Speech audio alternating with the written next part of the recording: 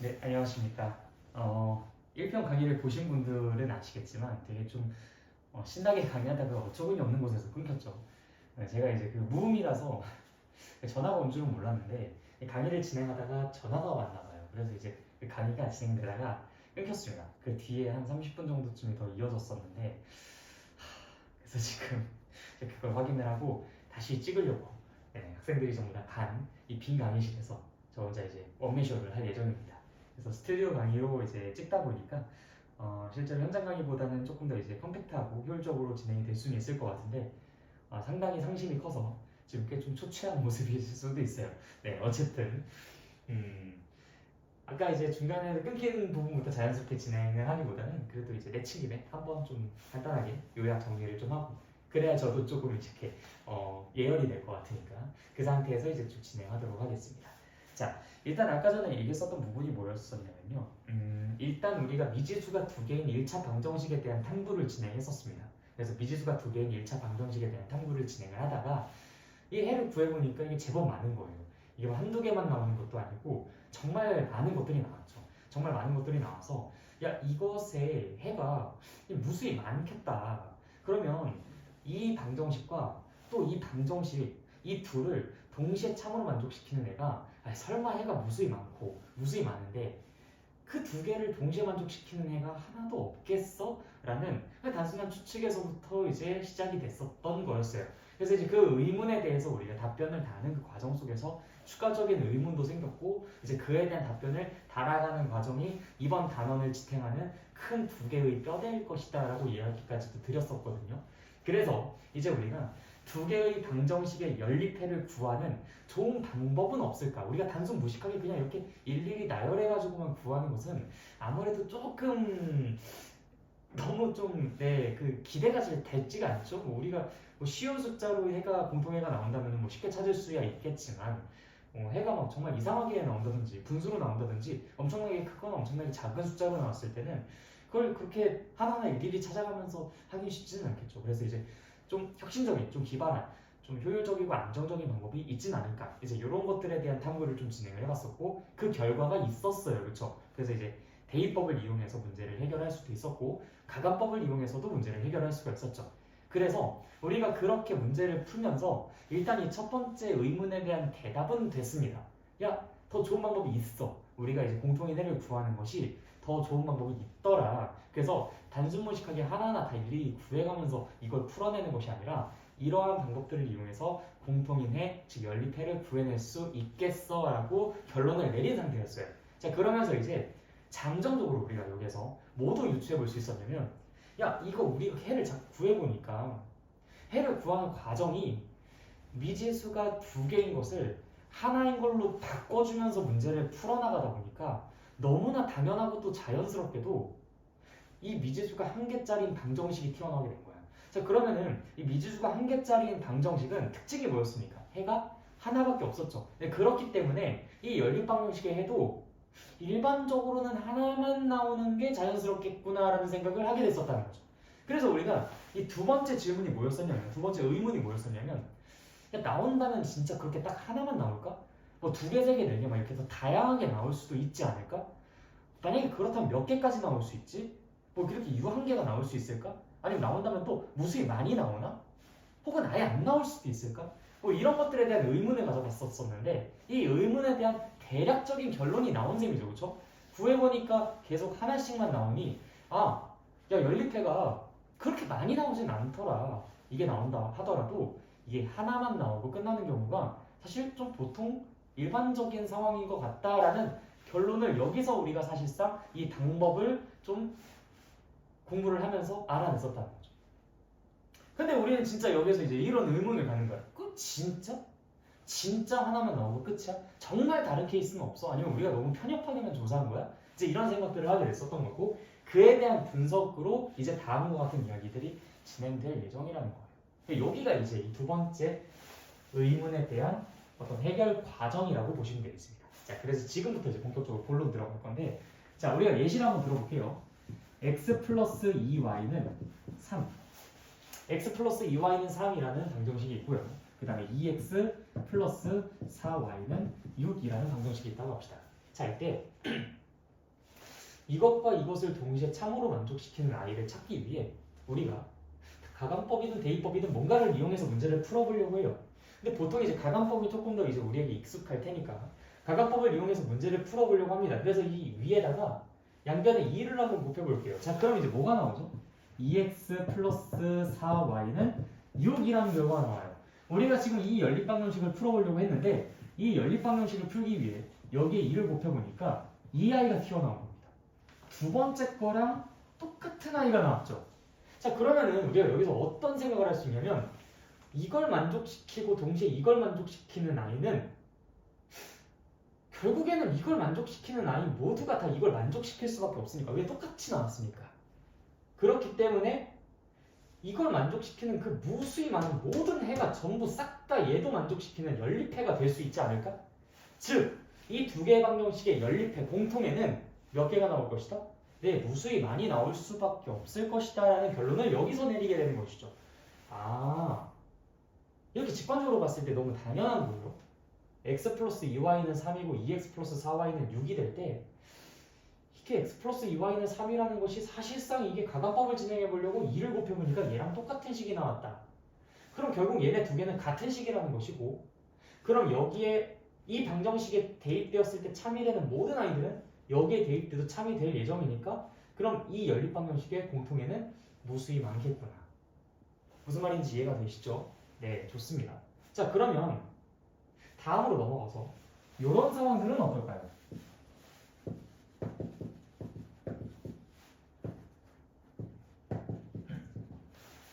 아, 죄송합니다.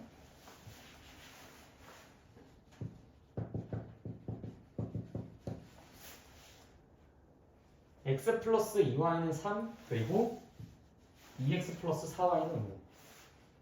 자, x 플러스 2y가 3이고 2x 플러스 4y가 5라고 했으니 우리는 또 역시 가감법을 이용하기 위해서 저 위에는 양변에 2를 곱합니다. 자, 그랬더니 나타나는 방정식이 뭐야? 2x 플러스 4y는 6이라는 것이 나타났어요. 아까 거는 완전히 똑같았는데 지금은요. 2x 플러스 4y가 5가 되면서도 2x 플러스 4y가 6이 된다고 합니다. 자, 어때요 여러분들? 어처구니가 없어야 돼요.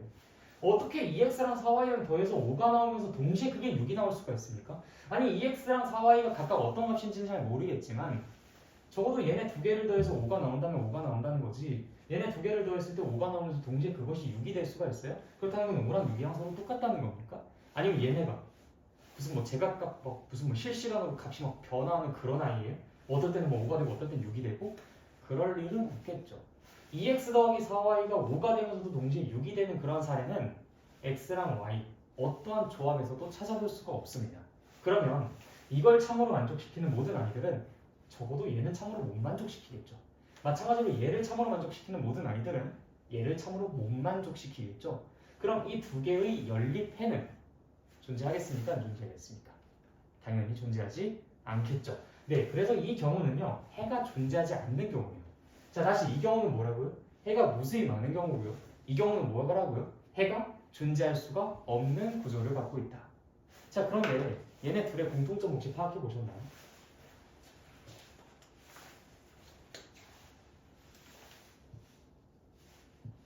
제가 가감법을 쓰겠다고 양변에 2를 곱해보니까 지금 이 부분이 똑같이 나왔어요. 얘도 역시 마찬가지였죠? 가감법을 쓰기 위해서 양변에 2를 곱해보니까 이 부분이 똑같이 나왔단 말이에요. 그래서 내가 사실 x를 없애주려고 혹은 y를 없애주려고 내가 얘를 빼주려고 했더니 얘네가 다 사라져버리는 거예요. 근데 이때는 얘도 사라지고 얘도 사라지니까 0은 0이라는 항등식의 형태가 나오고요. 얘는 얘가 다 사라지고 얘는 이제 마이너스 1이든 1이든 이렇게 나올 테니까 0은 1, 0은 마이너스 1처럼 말이 안 되는 식이 나옵니다. 아, 그래서 x랑 y의 값에 관계없이 언제나 참이었기 때문에 그래서 얘는 해가 무수히 많을 수밖에 없었던 거고, 얘는 x랑 y의 값이 뭐가 되든지 간에 언제나 마지막 결과는 거짓이 나오니까 얘는 해가 존재하지 않는다라는 결론이 나왔었던 것이 우리가 대수적으로 확인을 해봐도 당연한 이야기가 됐었겠구나. 아까는 직관적으로 확인해 왔었는데 지금은 대수적으로 실제로 그 방법을 이용을 해보니까 정확하게 해가 무수히 나오고 무수히 그 다음에 여기에서는 존재하지 않게끔 나오는 것을 우리가 확인할 수가 있었죠. 자, 그래서 이 부분에 우리가 주목을 하는 겁니다. 이렇게 가관법을 적용시키려고 내가 양변에 같은 수를 곱했을 때 지금처럼 x의 개수랑 y의 개수가 서로 똑같이 만들어지는 이러한 상황들은 결코 해가 일반적으로 나타나는 상황은 아닌 거죠. 만약에 x든 y든 둘 중에 하나라도 살아있었다면 당연히 해는 하나만 나오는 일반적인 케이스라고 할 수 있었을 겁니다. 그런데 둘 다 사라져 버리니까 이건 일반적이지 않은 상황인 거죠. 그래서 우리가 해가 특수한 경우라고 지칭할 수 있는 것이고요. 이 와중에 얘네까지 똑같아져 버리면 언제나 참인 거고 얘네가 다르게 된다면 그때는 거짓이 되는 거죠. 우리가 이걸 수학적으로 다음과 같이 표현해 볼 수 있습니다. 예를요. ax 플러스 by는 c라고 표현하고 이 아래에 있는 것을요. a'x 더하기 b'y는 c'이라고 표시를 한다면 이 부분을 말이죠. 이때 내가 여기에 양변에 무언가를 곱해서 이 부분이 똑같이 만들어진다는 건 x의 개수랑 y의 개수의 b가 같다라는 얘기예요. 자, 그렇다면은 내가 여기에서 a'분의 a와 b'분의 b라는 것이 서로 같은 그 상황이 역시 여기서도 마찬가지겠죠. a'분의 a와 b'분의 b가 서로 같은 상황이 연출이 되어야지만 일단 기본적으로 이렇게 모두가 다 소거가 될 수 있는 그런 특수한 상황이 연출이 될 수 있습니다. 자, 그런데 이 와중에 C'분의 C라는 것도 그들과 값이 같아진다면 완전히 똑같아질 수 있는 케이스가 만들어지니까 그때는 해가 무수히 많은 것이겠고요. 이때는 C'과 C의 비율은 그것들과는 다르다라고 했었을 때는 해가 특수한 경우지만 말이 안 되는, 즉 해가 존재하지 않는 그러한 상황일 수가 있다라고 하면서 그 둘을 다음과 같이 구분 지을 수가 있겠습니다. 자, 그럼 정리를 해보자면 내가 여기에다 뭔가 이렇게 어떤 수를 일정하게 곱했어요. 그랬더니 여기에서 x의 개수랑 y의 개수가 서로 b가 달라서 그들이 모두 다 똑같아지지는 않았어. 즉 한마디로 뭔가 가관법을 진행을 해보려고 했을 때 하나의 문자가 적어도 살아남아. 그러면 일반적인 상황이죠. 여기에서 얘네들의 b와 얘네들의 b가 서로 같지 않고 서로 달랐다면 적어도 둘 중에 뭔가는 살아있었을 테니까 그때는 해가 일반적으로 하나만 등장하는 상황이 연출됐겠죠. 그런데 지금처럼 하나를 똑같이 만들어주려고 했더니 다른 애도 덩달아 똑같이 만들어져서 그들을 빼주려고 했더니 다 사라져버려. 자, 그런 경우에는 적어도 둘 중에 하나일 것이다. 어떤 상황? 완전히 똑같아서 해가 무수히 많거나 절대로 같을 리가 없어서 해가 없거나. 그럼 이 상황은 그들과의 B가 얘와의 B까지 완전히 똑같은 상황이 완전히 같아질 수 있는 상황이겠고요. 그들의 B가 서로 같지만 얘네들의 B만큼은 서로 달라서 완전히 같아질 수는 없는 상황은 해가 존재하지 않는 상황일 것이다. 어때요? 이렇게 총 세 가지 상황으로 나눠봤는데 좀 이해가 되십니까?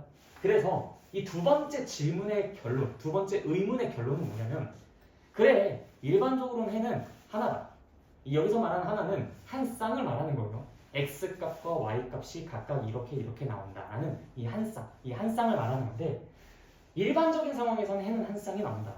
그런데 만약에 내가 가관법을 적용시키려고 해봤을 때, 즉 내가 같은 수를 여기 옆에다 곱해봤을 때 양쪽에다가 x의 개수랑 y의 개수에 그 결과가 완벽하게 똑같이 나왔어. 그러면 뭔가 느낌이 싸하다는 거야. 이 상황이든 저 상황이든. 근데 너무나 다행히도 그들까지도 같게 나왔어. 휴, 언제나 참이구나. 근데 그들이 다르게 나왔어. 에이, 언제나 거짓이겠구나. 따라서 그것을 우리가 수학적으로 어떻게 표현한다? 그들 사이의 P랑 그들 사이의 B가 서로 똑같은데 다 없어지겠는데? 그들까지도 똑같다? 언제나 참이겠다. 언제나 똑같은 녀석이 만들어진다는 얘기니까 언제나 얘네들은 x의 값이 y의 값이 뭐가 되든지 간에 이것을 만족하는 그 무엇이든 전부 다 얘를 만족시킬 것이기 때문에 그때는 해가 무수히 많을 것이다. 이때는요, x가 y가 뭐가 되든지 간에 5이면서 동시에 6일 수는 없으니까 절대로 불가능할 것이다. 그래서 이때는 그들 x의 개수랑 y의 개수의 b는 서로 같을지언정 상수항의 b는 서로 다른 경우가 이렇게 해가 존재하지 않는 경우로 나타날 것이다. 그래서 일반적으로는 해가 하나지만 해가 무수히 많은 경우도 그 다음 해가 존재하지 않는 경우도 있을 수 있다. 이 상황은 엄청나게 특별한 상황으로서 어떤 조건이 만족될 때? 이 조건이 만족될 때 A, 프라임분의 A, B 프라임 B 이 두 개가 서로 같을 때 그때가 특수한 상황으로서 그런 일반적이지 않은 해가 무수히 많거나 해가 없는 상황이 도출될 수는 있다 라는 것까지 알아주시면 되겠습니다. 자, 그래서 우리가 결국엔 지금까지 했었던 얘기들을 총 종합을 해보면 미지수가 두 개인 1차 방정식은 해가 일반적으로 하나가 아닌 정말 많이 있다. 얼마나 많이? 무수히 많이 있다. 그래서 요것의 해를 구하고 그 다음에 또 다른 어떤 방정식의 해를 구해봤더니 무수히 많게 나왔으니 우리는 합리적인 이런 의심을 해볼 수가 있다. 야, 설마 무수히 많은데 공통인 거 하나 없겠어?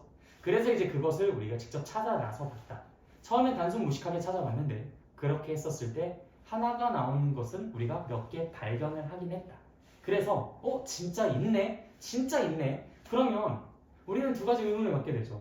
진짜 있는 그 아이들을 우리가 조금 더 효과적이고 좀 더 안정적으로 구할 수 있는 방법은 없을까? 그 다음 그것이 진짜 한 개만 나오고 끝일까? 다양하게 더 많이 나올 수는 없을까?